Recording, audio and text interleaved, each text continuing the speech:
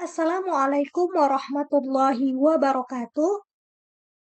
Perkenalkan, nama saya Umar Ramadana dari program studi pendidikan. Assalamualaikum warahmatullahi wabarakatuh. Perkenalkan, nama saya Umar Ramadana dari program studi pendidikan Bahasa dan Sastra Indonesia, mahasiswa PMM Inbound IKIP Budi Utomo Malang dengan NIM 210404014. Nah, pada kali ini kita akan membahas materi pertama mengenai konsep dasar statistika. Nah, sebelumnya, kemarin kita sudah mengulas sedikit tentang gambaran apa yang dimaksud dengan statistika, bagaimana statistika dalam kehidupan dan penelitian dan sebagainya. Nah, sekarang kita akan belajar mengenai konsep dasar statistika ini lebih mendalam, di mana kita perlu ketahui apa sih sebenarnya statistika itu, dan apa manfaatnya misalnya dalam penelitian dan sebagainya. Statistika ini perlu kita ketahui bahwa ia merupakan ilmu untuk menyatakan sekumpulan data.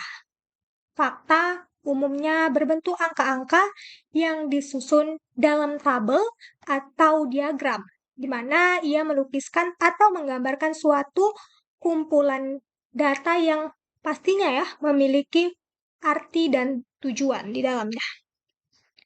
Banyak sekali pengertian statistik ini dalam ilmu-ilmu yang telah banyak dikemukakan misalnya oleh para ahli dan sebagainya. Berdasarkan beberapa pengertian statistik yang telah kita cari dan kita ketahui, bahwa dapat kita simpulkan bahwa statistika ini memiliki dua pengertian sebenarnya, dalam pengertian luas dan dalam pengertian yang sempit. Di mana dalam arti sempit terlebih dahulu, statistik ini adalah kumpulan fakta yang di dalamnya tadi berbentuk angka-angka, baik itu disajikan dalam bentuk tabel maupun tidak. Di dalamnya itu menggambarkan sebuah persoalan, sedangkan kalau kita tinjau dalam arti yang lebih luas, bahwa statistik ini adalah kumpulan cara, dan di dalamnya terdapat aturan mengenai pengumpulan, juga di dalamnya terdapat pengolahan, penyajian, dan penganalisisan, serta interpretasi data, di mana itulah yang menjadi kesimpulan yang akurat. Nah, lanjut ke poin selanjutnya, namun apa sih bedanya? Sering orang bilang statistik dan statistika. Nah, apa sih sebenarnya perbedaan antara keduanya versus tersebut? Kan? Pada umumnya, orang sebenarnya tidak membedakan statistik ini dengan statistika. Namun, kalau lebih detailnya atau lebih kita pahami maknanya, bahwa statistik ini berfungsi sebagai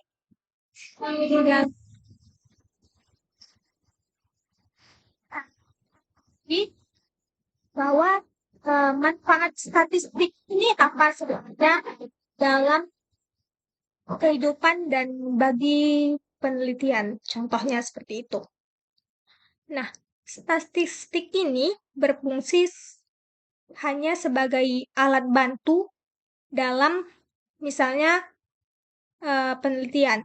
Peranan statistik ini dalam penelitian dapat diletakkan sebagai alat. Artinya di dalamnya bukan menjadi tujuan yang menentukan komponen penelitian. Oleh sebab itu, yang berperan menentukan.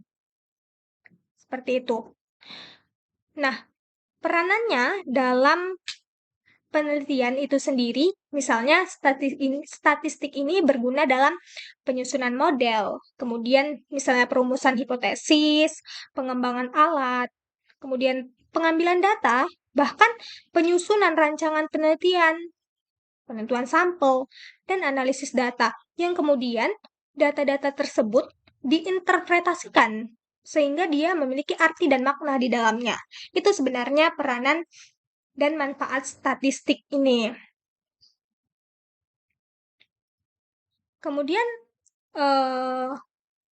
Kalau kita lihat bahwa statistik dan statistika ini memiliki versus perbedaan antara keduanya.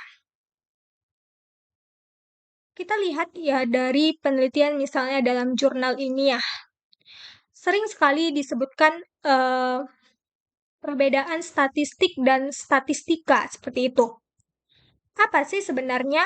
Kalau statistik dalam jurnal itu dapat diartikan sebagai ilmu yang mempelajari, misalnya cara mengumpulkan, menganalisis, menafsirkan. Yang ditafsirkan di sini adalah data, kemudian membuat kesimpulan yang akurat dan tentunya dapat dipercaya. Sedangkan statistika itu bagaimana? Kalau dalam jurnal, dia lebih merujuk pada sekumpulan data yang telah diolah dan dianalisis sehingga mendapatkan informasi yang berguna. Nah, perbedaan tadi antara statistik dan statistika dalam jurnal sangat penting karena keduanya pasti memiliki peranan yang berbeda dalam ilmu pengetahuan. Nah, itulah dia dalam versus perbedaan antara statistika dengan statistik. Nah, selain ada statistika dengan statistik, ada lagi versus perbedaan antara parameter dengan statistik. Nah, apa sih yang menjadikan statistik dengan parameter itu berbeda? Kalau statistik ini mengacu pada ukuran sampel, sedangkan parameter ini mengacu di mana pada ukuran populasinya. Misalnya, kita mempelajari populasi, kita ambil contoh siswa di sekolah, seperti itu. Parameter populasi ini adalah rata-rata tinggi. Misalnya tinggi siswa tersebut yang ada di sekolah. Sedangkan tinggi rata-ratanya itu merupakan parameternya. Sedangkan kalau tinggi badannya itu semua itu dikatakan sebagai statistiknya. Kalau parameternya itu adalah populasi rata-ratanya, sedangkan statistiknya adalah tinggi rata-ratanya. Seperti itu. Di dalam parameter dan statistik ini, muncullah tadi namanya populasi dan sampel. Apa yang menjadikan populasi dan sampel ini tentunya kita kaitkan lagi perbedaan antara keduanya. Kalau kita ketahui bahwa populasi adalah keseluruhan dan subjek penelitian, sedangkan sampel ini adalah sebagian dari populasi tersebut. Misal, populasi nih ada di masyarakat di desa A, di mana mereka berjumlah 100 orang di dalam desa tersebut gitu. Jika penelitinya mengambil populasinya saja, berarti 100 orang tersebut akan diteliti. Nah, jika yang diambil itu hanyalah sampel, artinya hanya 25 atau 50 orang yang menjadi total dalam sampel tersebut yang akan ditelitinya.